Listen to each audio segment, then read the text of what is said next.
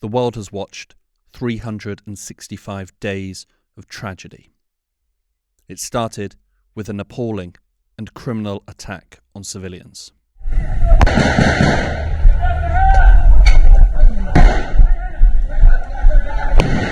In response, more attacks against civilians and more crimes.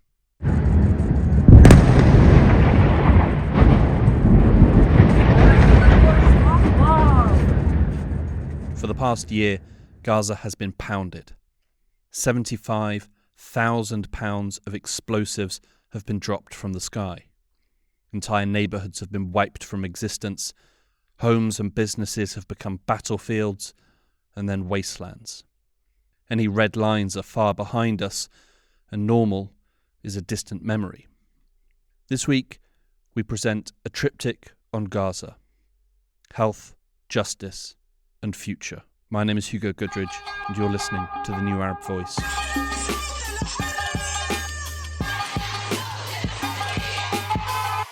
October 7th, 2023. Fighters from the Izzadin al-Qassam brigades of Hamas break out of Gaza and into Israel. 1,180 are killed in the attack, including 797 civilians. 251 civilians and soldiers are taken captive. The Hamas-led attack on October 7th shook Israel, the region, and the world to its core. It was as unexpected as it was unprecedented. In the immediate aftermath, Israeli Prime Minister Benjamin Netanyahu promised revenge. He told the nation, quote, "We will turn them into rubble." Over the next 12 months, he delivered on that promise. Month after month, bombs rained down on the coastal enclave. And from the start, it became very clear that nowhere would be safe. November 18th, 2023. An Israeli airstrike hits Jabalia refugee camp, killing at least 80. The Palestinian death toll since the start of the war rises to 12,012. The first panel of our triptych. A hospital is smashed. An injured man cannot be treated, and a child goes without food. Prior to the start of the war, Gaza was heavily reliant on aid for its survival. An average of 500 trucks entered a day. With the start of the war, the crossings closed and the aid quickly dried up. For a time, it was a much discussed issue, but now has fallen away. The lack of the aid conversation in the news is not due to some magical fix that's somehow occurred in the last few months. This is Dr. Yara Assi, Assistant Professor in Global Health Management and Informatics at the University of Central Florida, co-director of the Palestine Program for Health and Human Rights, and author of How War Kills: The Overlooked Threat to Our Health. But I think simply media moving on from this issue to the many other issues in the region at this point, and also because the story has not changed. There's not much, unfortunately, news when it comes to the aid situation. Over the past 12 months, there have been moments of focus, but the trend has been steadily downwards. You know, we've heard in recent days that Israel has actually imposed new customs rules on aid. So food supplies have actually fallen again. Now, in the spring of 2024, this issue got a bit of global attention. The President of the United States spoke about it a bit. And so we did see a bit of a rise in aid coming in at that point. But once the Rafah border was seized in May, we saw a sharp dip in the amount of aid getting in, a dip in the amount of aid getting in from humanitarian agencies, and now more private trucks coming in, which are harder to track by humanitarian agencies. In September, there were just 53 trucks of aid entering Gaza a day, 10% of the pre-war level. Food supplies remain woefully inadequate. We're still seeing malnutrition, starvation, particularly concentrated in the areas of the north of the Gaza Strip, where Israel has continuously prevented aid from going, has denied aid convoys.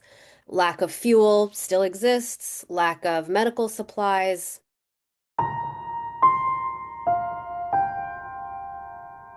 Today, at least 2.1 million people in Gaza are facing high levels of food insecurity. That's 96% of the population. 1 in 5 people in Gaza are facing starvation. The constant bombardments have also forced people from their homes, crowding them into tight, confined spaces with minimal, or more frequently, no access to clean water for drinking or hygiene purposes. Gaza has become a breeding ground for disease.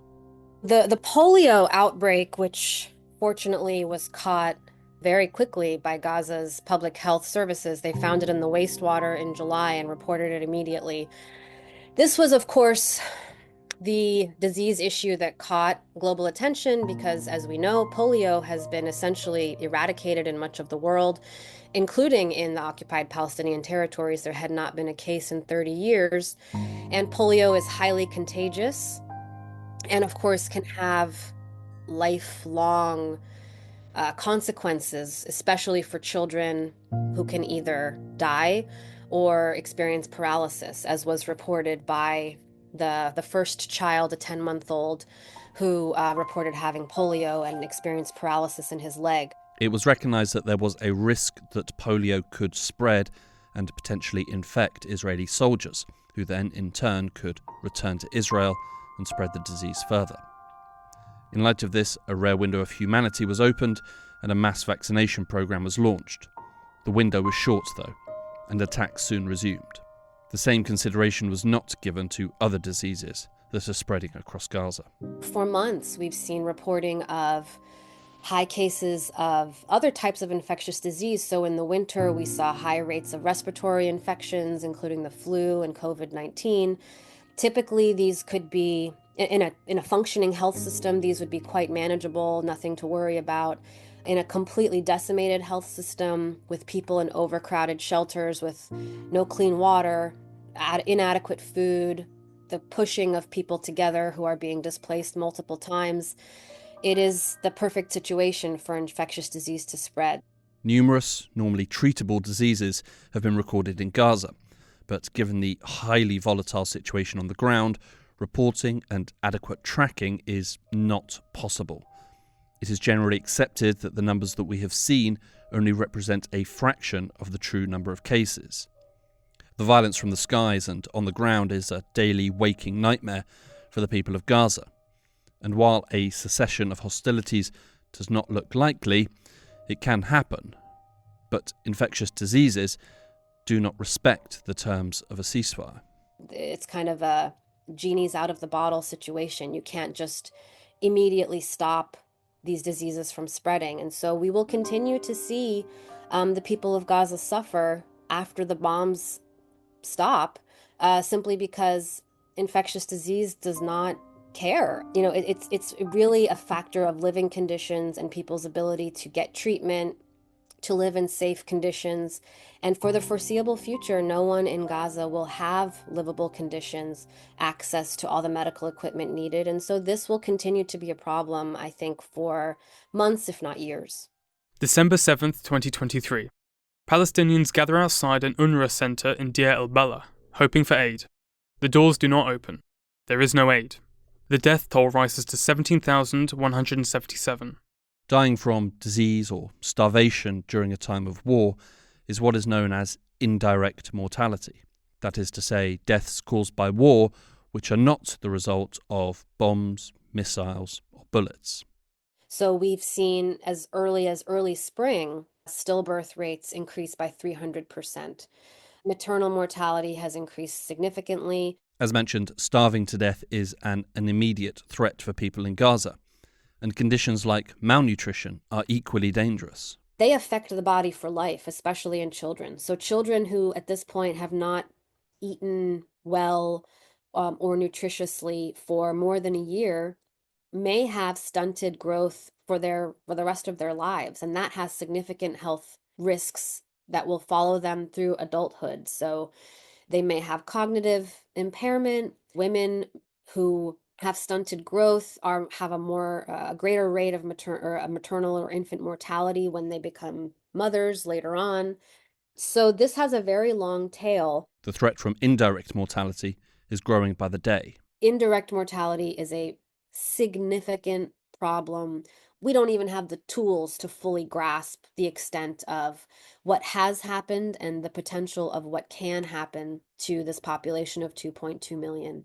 And it's very distressing to consider that people who have lived, who have dodged bombs, who have been displaced 8, 9 times, can still die from starvation or from an illness that is otherwise completely preventable or at the least treatable, but not for these people. There is simply no infrastructure, unfortunately, to prevent the worst of what may happen. The risk of indirect mortality could be significantly reduced with access to reliable healthcare and healthcare facilities. I think the last numbers from the World Health Organization was less than half of Gaza's hospitals are even partially functioning.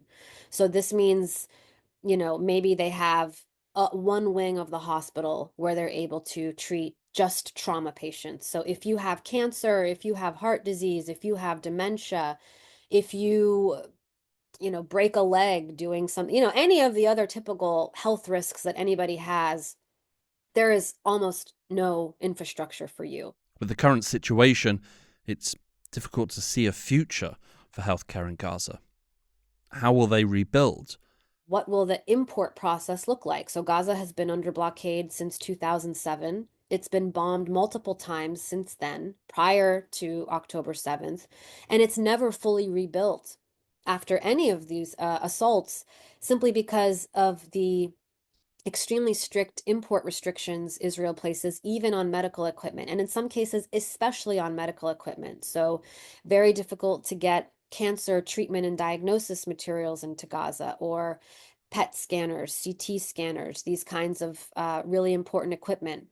Aside from that, Israel also has restrictions on things like cement and pipes and wires and all of this kind of building blocks of any type of building. So if Israel is permitted to maintain these strict restrictions on what is able to enter, who knows how and if this health system can be rebuilt in terms of infrastructure, of course. When the bombing stops, securing the materials needed to rebuild a healthcare system that has enough provisions to provide even a basic level of care to the population will be a huge mountain to climb. But even the best equipped hospital in the world cannot function without the properly trained staff. Right? We need doctors, we need nurses, we need midwives, we need pharmacists, we need lab technicians, we need medical assistants. The list goes on and on. Current reporting shows hundreds of health workers have been killed in airstrikes. Hundreds, if not thousands, if not tens of thousands more have been displaced, and so they're unable to work. Some of those killed have been specialists who had to train outside of Gaza in their specialties because they're unable to study for those specialties in Gaza due to, again, restrictions. That is human capital that cannot just be rebuilt like a building. This will take generations of refiltering people through the health system and or the education system. I know many medical students who had been studying in Gaza on October 7th. Some are displaced and their studies have been completely interrupted, while others who have managed to get out are continuing their studies in Egypt, in the Gulf, in Europe, in the US, wherever they can get placement. You know, will they return? Can they return? If not, that is essentially an entire generation of health workers that are vitally needed that will not return to Gaza. January 29th, 2024. A car carrying 6-year-old Hind Rajab and 6 of her family members is hit by an Israeli tank shell and later by machine gun fire. 2 rescue workers are shot dead by the Israeli army as they attempted to retrieve Hind from her family's car. The death toll rises to 26,637. If the hospitals can be rebuilt, and if doctors, nurses and surgeons can be found to staff the facilities, and that's a big if, then wounds can be healed. Treatments can be provided, diseases can be cured. But after 12 months, the scars of this war run well below the skin. There is no one with, functional mental health at this moment. Essentially, everyone is displaced, which is a significant mental stressor. Almost everyone has witnessed or experienced loved ones, neighbors, teachers dying or going missing. We've seen, of course, countless videos of children that have been the last surviving member of their family, children with life-altering injuries, including amputations, parents who have lost their children, in some cases lost multiple children. No one is working, no one is in school, no one is living in conditions that are adequate to sustain life. And again, bombs continuously dropping around you. We don't have the words, the tools to understand this level of mental trauma. We have seen some efforts to try and ease the mental strain on the residents of Gaza, particularly children. Simple things like drawing or a puppet show. An attempt at calm, trying to create a brief window of joy. There's only so much they can do, and there's only so much that these kinds of efforts can actually, change in someone's mind when the conditions that you're living in are so desperate. When fear of losing your life is not abstract, it is a daily, not even daily, minute by minute consideration. There is no sense of safety, no sense of security now for more than a year. Anyone who has survived to this point has experienced loss, has experienced trauma. And then there's the vital factor of what's next for me? What's going to happen to me? My home is destroyed. Perhaps I've lost loved ones. My university has been destroyed. I don't have a job. For those without, citizenship elsewhere, they're essentially stateless. They don't know where they can go. February 29th, 2024. More than 100 Palestinians are killed and 750 are wounded when Israeli forces open fire on people waiting for food in Gaza City. It becomes known as the Flower Massacre. The death toll rises to 30,035. There's kind of this discussion that those who are surviving are the lucky ones. But I bet if you asked many of them, they would not consider themselves as such. And in fact, I've seen several studies and reporting who have talked to people in Gaza who said, frankly, I wish I had died because I don't know what I'm living for. I'm alone and I have nothing and I have no future. And everyone I love is gone. Or, I have lost my limbs. I have lost my livelihood. Parents who have lost their children and children who have lost their parents, there's no therapy for getting past that. That is a struggle that you will live through forever. And so this will be a generation, multiple generations in Gaza who have experienced unfathomable pain and loss, and many of whom have no way out of that. It's really distressing to consider. And I think when we have some time and space to look back, which we don't currently have at the moment while bombs are dropping, this will be one of the takeaways from this time, is what has been done to, and not just the people in Gaza, to the Palestinian people. The second panel of our triptych. A courthouse. It's vast in size, authoritative, but also slowly shrinking. Outside, hopeful witnesses queue. March 18th, 2024. Israeli forces stormed the Al-Shifa hospital in Gaza City. Gaza's Ministry of Health say that 30,000 people, including displaced civilians, wounded patients, and medical staff, are trapped inside the complex. 80 people are arrested, including medical workers and journalists. The death toll rises to 31,726. The Hamas-led attack of October 7th has been described as a war crime and a crime against humanity. Similarly, Israel's leadership has been accused of war crimes and crimes against humanity, including genocide. All this prompted the International Criminal Court in The Hague to apply for arrest warrants on May 20th. The application named Israeli Prime Minister Benjamin Netanyahu and Defense Minister Yoav Gallant. as well as Hamas leaders Yahya Sinwar and Mohammed Deif. A warrant was also issued for Ismail Haniyeh, but he was assassinated in July this year. My office charges Netanyahu and Gallant as co-perpetrators and as superiors in the commission of these alleged crimes. Israel, like all states, has the right to defend its population.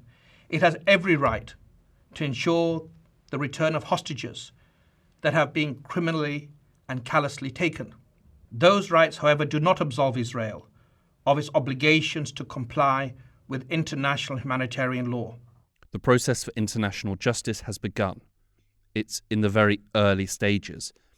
But following the past 12 months, the hunger for justice is incredibly high. So the immediate next step after applications for arrest warrants are granted by the pretrial chamber, which is reviewing them, would be that the pretrial chamber would then order the registry of the ICC to prepare a request for cooperation to seek arrest and surrender of those individuals for which those arrest warrants have been granted. This is Ide Dijksdal, barrister at 33 Bedford Road Chambers, non-resident senior fellow at the Atlantic Council's Strategic Litigation Project, and instructed as counsel for the International Centre of Justice for Palestinians in London. So what this means is that the registry of the court would put together a letter to all state parties who have signed on to the Rome Statute and therefore agreed to the obligations and the duties that come with being a member state to the ICC, and would send that letter to all of those state parties, informing them about the pretrial chamber's decision to grant applications for arrest warrants and that there's an outstanding arrest warrant against certain individuals at that point. And then with it would be a request for that state to arrest and surrender to the court that individual if they were to ever come onto the territory of the state party. The ICC was born out of an ideal: justice for the most heinous of crimes. But that does not mean that the court is all-powerful and has the ability to dictate to nations. The ICC is going to have the powers that carries with it being a treaty-based organization.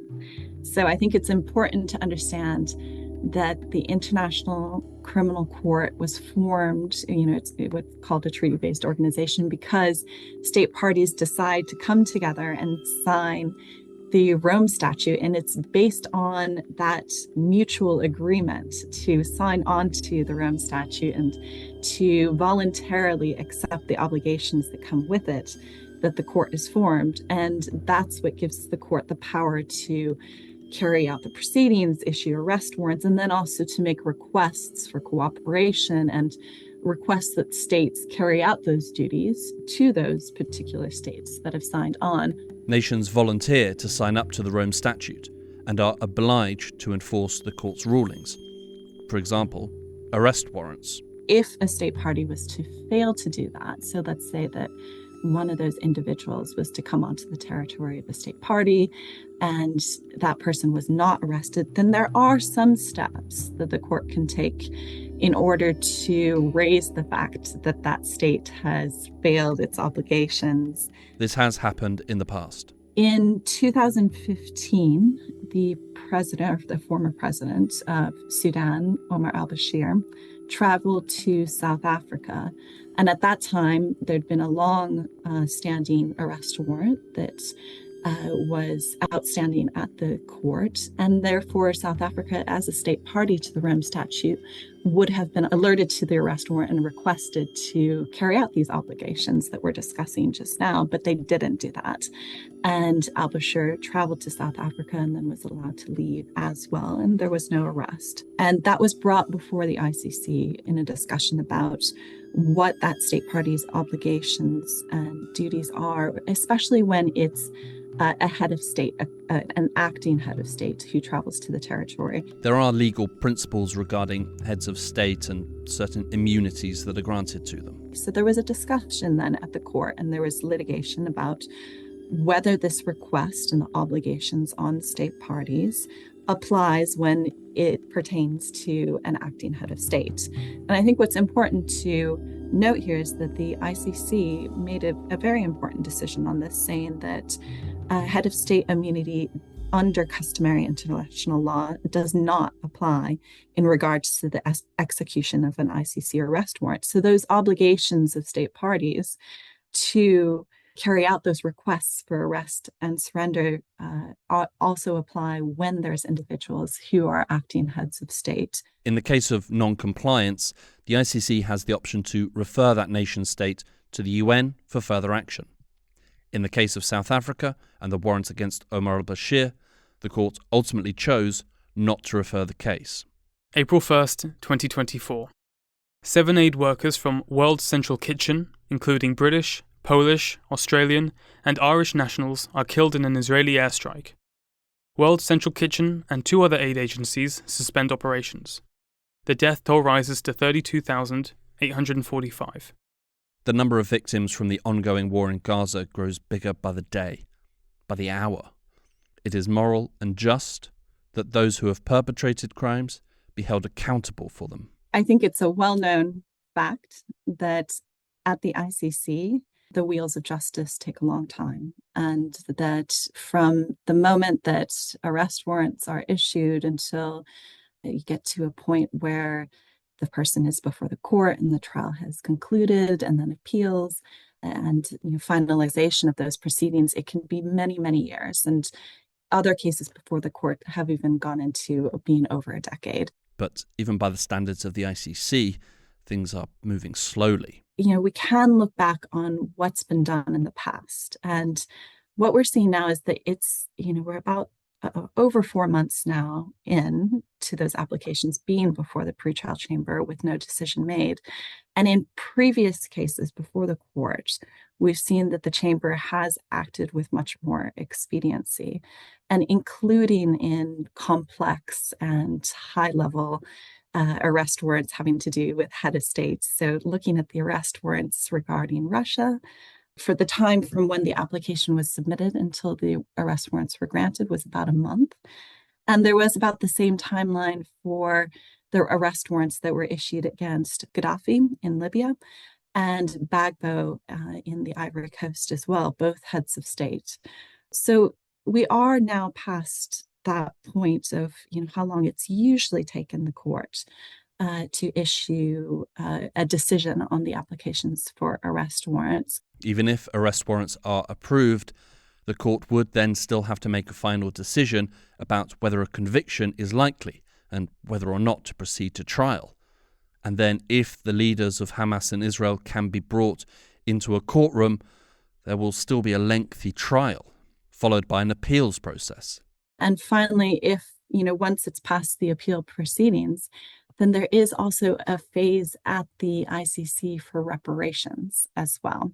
So if there is a conviction of that person, then victims before the court have the chance to make submissions about what kinds of reparations would best help them recover from the harm that they've suffered as a result of those crimes that the person was convicted of. So you can see that all of those stages together lead to a very long timeline at the ICC, but all very, very important stages to move through.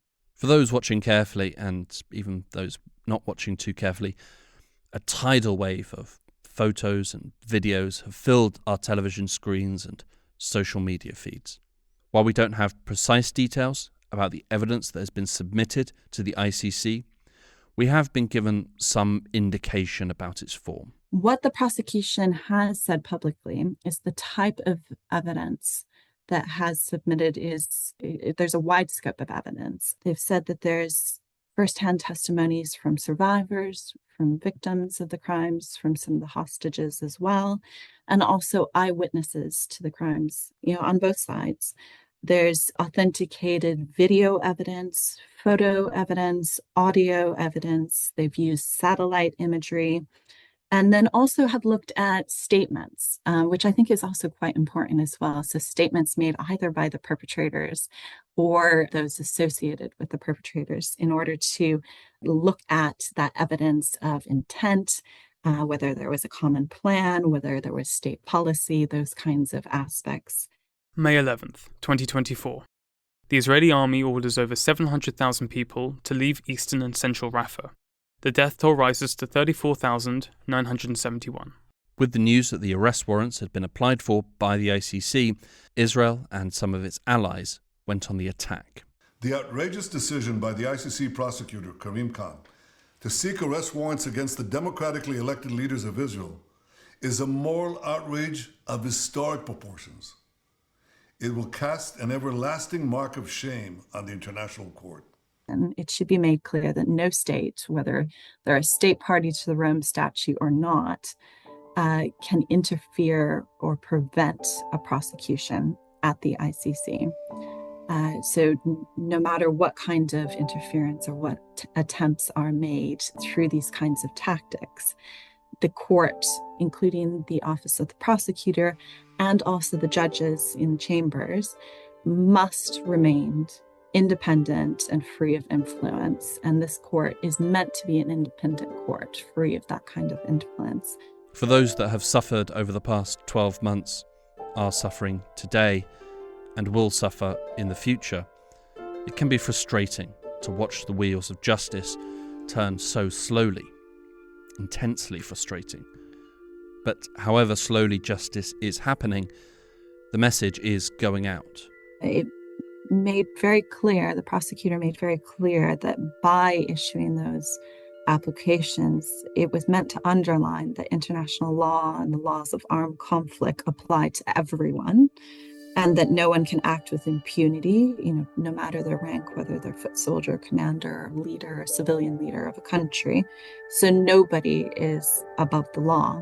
And so I would hope that that deterrent effect that the ICC is meant to have is continuing, whether with this conflict or with any other conflict or any other leaders around the world. But I think that there is some understandable questions that people are asking about whether or not in this particular conflict the ICC is having a deterrent effect. And I think that's why it's so important that state parties, the international community, and even states that are not members of the Rome Statute fully support the court and make sure that it isn't coming under any of this pressure, and support the court moving forward as quickly as possible, and that the rule of law and the independence of the court is supported as well, in order to make sure that it can move forward with doing its work, and that this concept that international law applies to everyone is fully respected. June 21st, 2024. Shelling near a Red Cross office, which was surrounded by refugee tents, kills at least 22. The death toll rises to 37,551. The final panel of our triptych. A city lies in ruins. The ground is uneven and shaky, littered with the rubble of a previous existence. Hiding under the surface, fresh and different dangers. It's difficult to imagine a future for Gaza. Where can it go from here? Particularly as bombs continue to rain down with brutal abandon and prospects for an end look slim. But there will be a day after in Gaza. One day. The world has seen the mistakes of not planning for a day after, and with all that Gaza and its population has suffered, mistakes are not something that can be afforded. For the United States, it's clear, there's going to be there is a conflict, and it's going to end at some point, and people have to think about what comes next. This is Nathan Brown, Professor of Political Science and International Affairs at George Washington University and non-resident Senior Fellow at the Carnegie Endowment for International Peace. I'm not sure that's how the Israeli leadership sees it. It doesn't see this as a conflict that will have a clear and clean ending, and one which will be followed by a diplomatic rather than a military path. For them, this is an ongoing conflict that they're just cursed with. And I think for some of the other actors as well, for instance, Hamas, this is a long-term struggle against Israel. They may want some kind of short to medium-term understanding, but they're not necessarily looking for any kind of political reconstruction that will resolve all issues immediately afterwards. There are multiple parties to this conflict, and each side has a different view of the day after. For the Israelis, I think the concern that they put it is simply security. Israelis are very deeply divided among themselves as to security of what. Is it security of individual Israeli lives? Is it security of Israel within the 1967 borders? Is it security of Israel within the entire land of Israel? That would include the West Bank and Gaza. Israelis are deeply divided, and the current government sort of tends towards that last camp that sees the entire land of Israel as an area that they need to be concerned about in security terms. This mindset is really a continuation of a mindset that has been pervasive within a growing part of the current Israeli leadership. Palestinians, I think, are in a different place. It's almost, I think, for many Palestinians, security of their own lives. I mean, the damage, dislocation in Gaza is absolutely horrific. In the West Bank, there's concern that what's happening in the West Bank now is what has happened over the past year in Gaza, just on very slow speed and with less intensity. So I think it's just ability to resume normal life that I think is big for Palestinians. If the current ambitions of Palestinians extend to a sense of normalcy and not complete liberation or freedom, it should give you an idea of how bad things have become. For the US and other Western powers, yes, also security. Certainly complete security for the Israelis and also for the Palestinians, but probably a different form of security. Also, a desire not to see the mistakes of the past be made again. There was a sense from the beginning that this looked to Americans a little bit like Iraq, their own experiences in Iraq and Afghanistan. And there would be two phases of the conflict, a military phase and then a political phase. And so they're anxious to move on to a political phase, which addresses some of the underlying conditions that produced the war over the past year. So they're looking for some kind of arrangement that would allow for people in Gaza to rebuild their lives, rebuild their homes, and then some kind of diplomatic and political process that will begin to address the outstanding issues between Israelis and Palestinians. And I think most international actors, the Europeans, the UN, and so on, basically kind of line up behind the United States in different ways, but they fundamentally see those as challenges. It's a nice idea, but there's a fundamental problem. Israel does not appear to be listening to the US. It hasn't been listening for a while.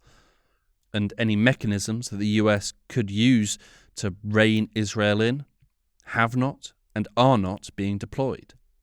Well, that's absolutely the problem. So over the past year, the Biden administration has consistently said that what they want is some kind of outcome that makes it possible to resume some sort of Israeli-Palestinian peace process, and that ultimately leads to a two-state solution. And the Israeli government has become stronger and stronger in pushing against that. A few months ago, the Knesset actually passed a resolution saying a Palestinian state alongside an Israeli state would be an existential threat to the state of Israel. So they're just going in a very different direction. The Biden administration, I would say, pushed hard rhetorically, but never put any muscle behind it. And now it's clear that effort has just come to an end. There's an American election in a month, and it'll be up to the incoming administration how to pick that up. EU nations can certainly kick up a fuss when it comes to Israeli ideas and its plans for Gaza and the wider Palestinian territories. But it is really the US who should be able to make Israel listen. And they're not. They haven't for months. July 8th, 2024. A 6-year-old child died of starvation, dehydration, and a lack of medical supplies at Al-Aqsa Martyrs Hospital. The death toll rises to 38,243.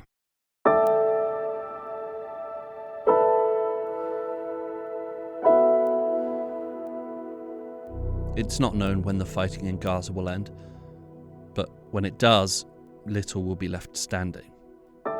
So far, the war has created an estimated 45,000 tons of concrete and metal debris.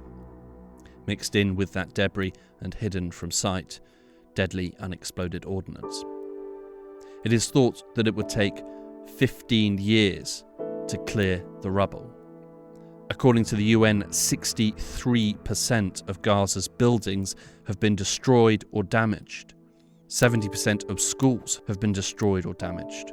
227,591 housing units have been destroyed or damaged.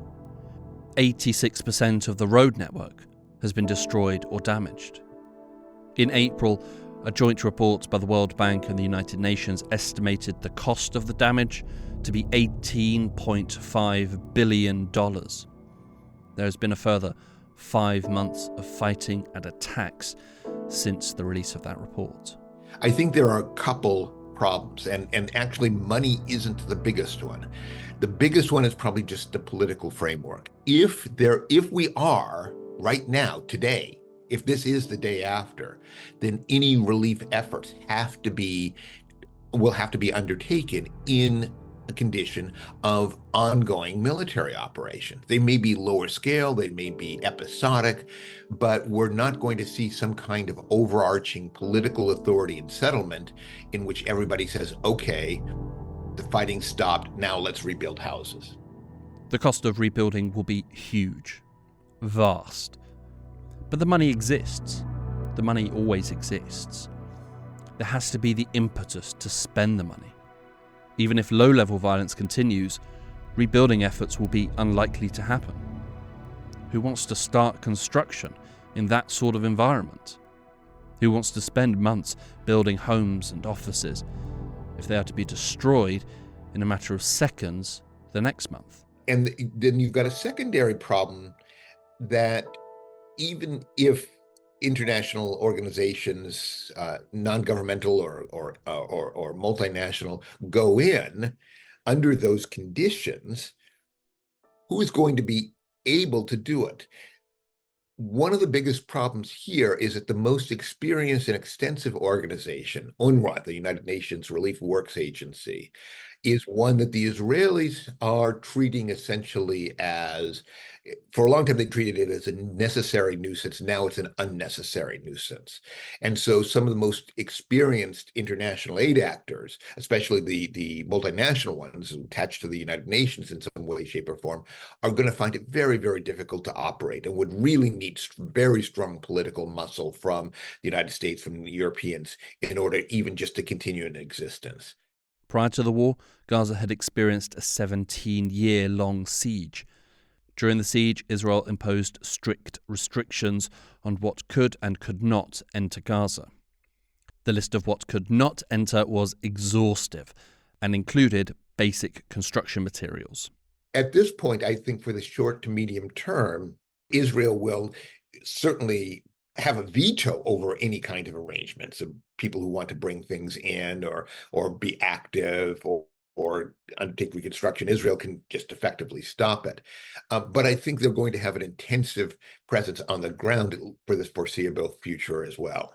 August 29th, 2024. An Israeli airstrike on an apartment building kills 9 members of the Al Tawil family, including 5 infants and 2 women, one of whom was pregnant. The death toll rises to 40,602.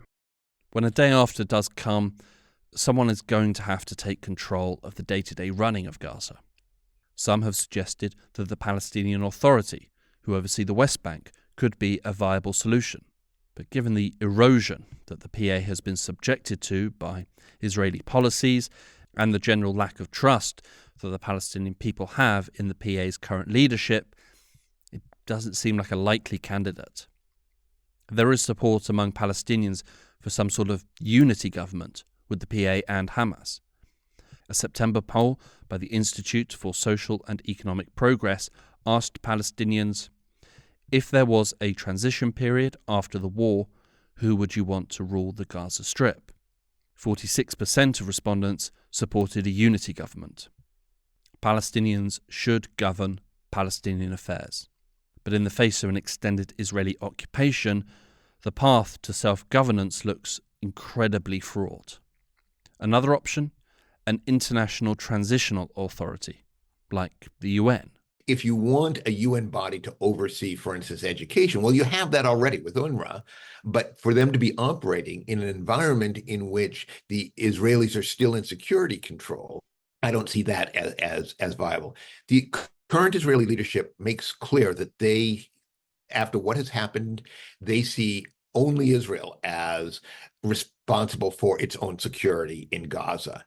And therefore, I think they'd be willing to cooperate with some sort of international effort that led humanitarian relief, that picked up the trash, and so on. But they're not willing to basically say we're withdrawing from Gaza and we're not going back. They're not willing to say that. And absent that, I just don't see any political framework that would allow a real full governing authority, not just service provision where it's possible, but a real governing authority to emerge. I just don't see that happening. September 13th, 2024.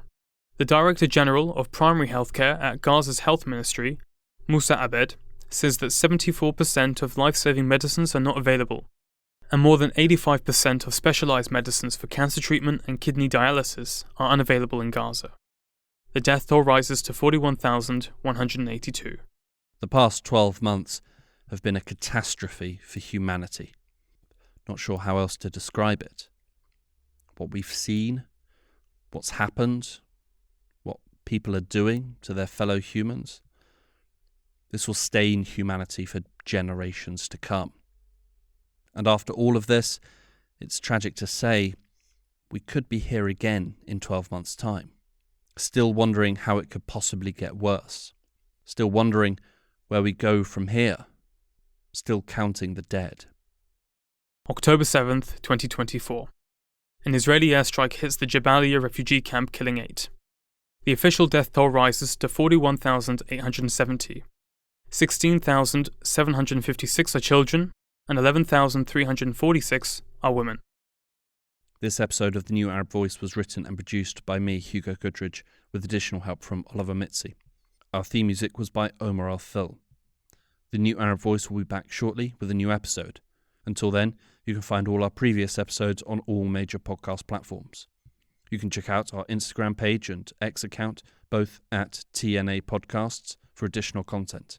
And you can email us, podcast@newarab.com.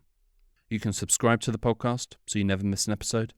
You can also rate and review, which helps us spread the word. Don't forget to follow The New Arab on Facebook, X, and Instagram for all the latest news, analysis, and opinion from the region